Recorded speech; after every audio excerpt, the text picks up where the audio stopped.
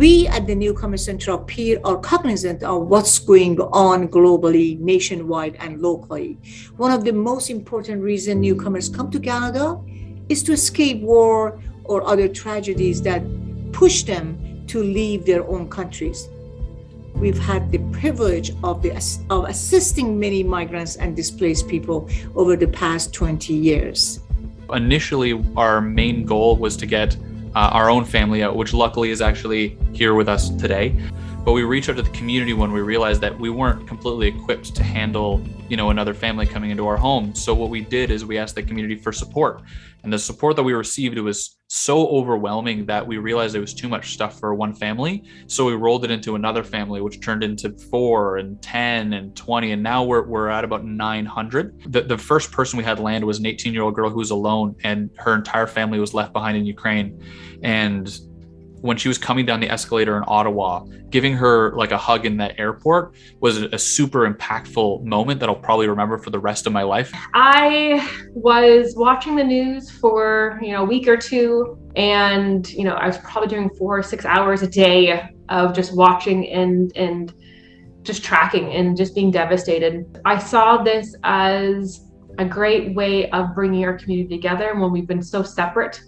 So that evening, I decided it wasn't getting done, so I just created a Google form, put in as many things as I saw people were doing to volunteer to help displaced Ukrainians, and then just put it out there. One of the questions I did ask was if there was anyone willing to act as an organizer or someone in a leadership capacity. For almost a month, everything was very abstract, and we were working towards something, and she was the embodiment of it working and us showing that we can help, and her gratitude of a real person in front of us that we can touch and talk to, that this works and that we're doing the right thing. My partner and fellow director, Mary, she actually created this flowchart system that works indefinitely as long as you have enough volunteers to fill it. So we right from the get-go decided to make a system that could scale very well. The amount of people who are opening their homes is insane. So many people want to help that it's almost people are tripping over each other. And then that's part of why we try and exist, and instead of having people reinvent the wheel, we try and bring people in so that everything is consolidated, because so many people want to help, they just don't really know how. And when you give them the fishing rod, well, they can fish instead of trying to swim around in the water and figure it out. So we're trying to give as many people fishing rods as possible. Having a grassroots mobilization in the community really allows for these community members to step into roles when a problem has been identified, and to be able to quickly adapt. So the way our teams are functioning, I'd say each week our teams are adapting. Each week, at the very minimum, every 2 or 3 days, our teams are trying a new system, trying a new technique, reaching out to each other. We're finding new partners to leverage in our community, and that really wouldn't be possible in some of these already established organizations or within our government.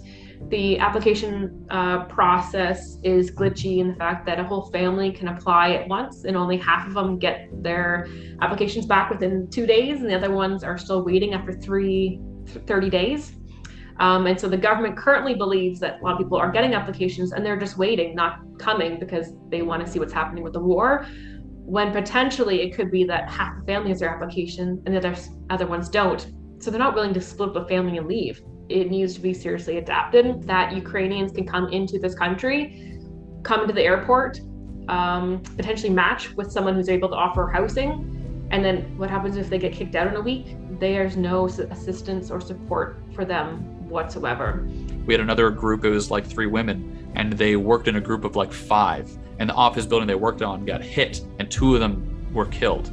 And it was a similar thing where they came here and they told us that, we're like, that's horrible. Here's someone you could talk to. Here's something you can do if you need anything. And then it was like radio silence for like 2 weeks until one of them came forward and said, like, we're really falling apart over here. Can you tell us those things again? And we did, but sometimes they need that little push, and to know that not only is it not only should you not be ashamed and it is welcome, but it's the right thing to do, because mental health is extremely important. So if people have extra space, or they have, I can take someone in for a few months, stepping up and opening their homes is something that people can do our organization is paying for the flights to bring them here because we know a lot of Ukrainians can't afford to come here. If you make minimum wage in Ukraine, you make $250 a month. Because of the way it works in Ukraine, that big cities have the opportunities, and if you're in a village, you're uneducated and you don't have any opportunities. And in Canada, there's a massive difference there. You can live in a town of 8,000 people and make very good money. That is something we've had to communicate with them. There are a lot of Ukrainians that want to go to Toronto because they think it's the only place that they're going to have opportunities. But Toronto is actually so expensive. We don't have very many hosts, and they probably couldn't afford to get there unless they jumped right into a career. But the main two concerns is just money, because money is always the problem, and hosts.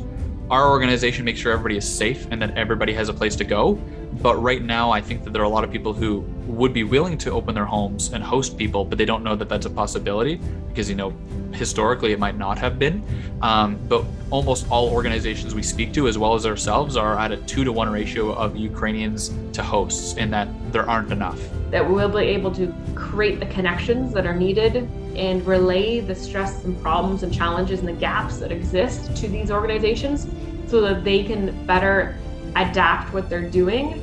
It's our end goal that we have built up enough connections within our community and onboard enough volunteers and financing and resources that these already established organizations can handle the issues and problems in our community, and that we don't exist in 6 to 8 months. There's definitely a need for smaller groups to come together and to create collective action, that they shouldn't see us as the entity to do things through, that they can mobilize their own communities.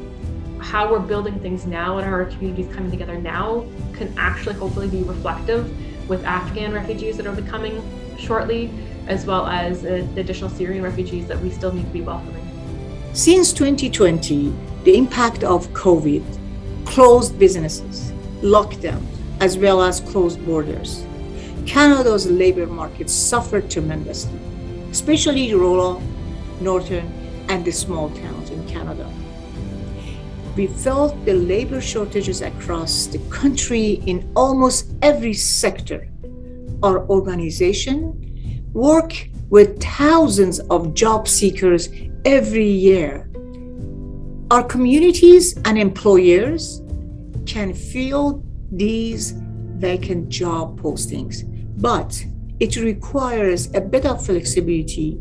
Meet these people halfway by hiring displaced people and newcomers.